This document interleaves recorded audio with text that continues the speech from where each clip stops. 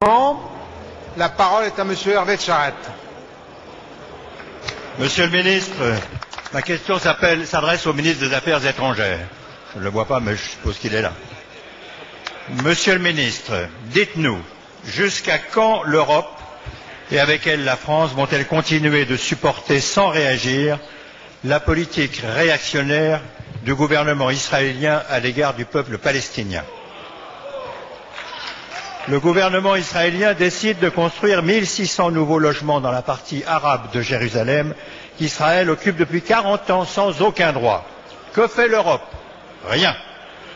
La malheureuse population de Gaza est enfermée dans une vaste prison à ciel ouvert où des milliers de familles sont livrées à la misère au milieu des ruines laissées par la guerre déclenchée par l'armée israélienne. Que fait l'Europe? Rien.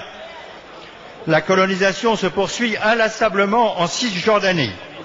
Que dit l'Europe? Rien.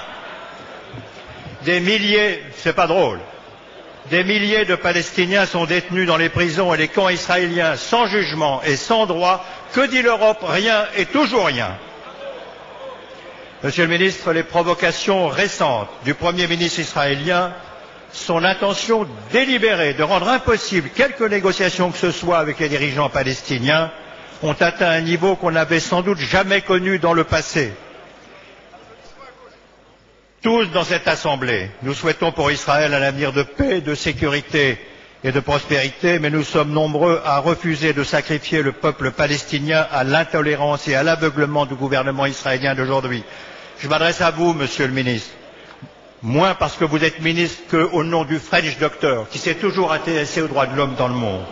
Je vous en supplie, entendez l'appel de la Palestine qui, depuis des années, subit l'injustice de l'histoire.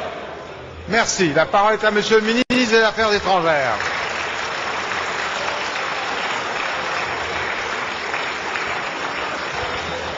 Monsieur le Président, Mesdames et Messieurs les députés, Monsieur Hervé de Charette, j'ai bien entendu votre éloquent constat.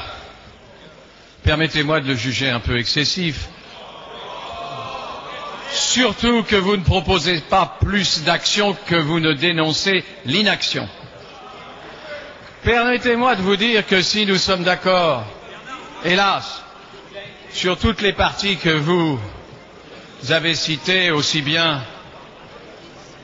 la poursuite des colonisations, la situation à Gaza insupportable, mais en réalité, vous ne pouvez pas dire que l'Europe ne fait rien.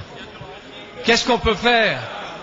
Qu'est-ce qu'on peut faire alors que tout le temps, tous les jours, toutes les semaines, toutes les réunions, nous sommes en train non seulement de dénoncer, mais de proposer que nous avons, à partir de la conférence de Paris, Monsieur le député, à partir de la conférence de Paris, mis au point avec Salam Fayyad, Premier ministre palestinien, des projets qui se poursuivent jour après jour, que la situation a changé, même si elle est encore extrêmement difficile en Cisjordanie, que la situation ne change pas à Gaza et que nous avons dénoncé tout cela, que le président de la République a prononcé les mêmes mots à la Knesset et à Ramallah, dénonçant, nous n'avons jamais accepté l'annexion de Jérusalem-Est, nous n'avons jamais accepté la poursuite de la colonisation, nous avons fortement dénoncé les 1200 appartements qui ont été, au moment de la visite de Biden, proposés et peut-être mis en œuvre déjà. Nous avons fait tout cela, nous poursuivons,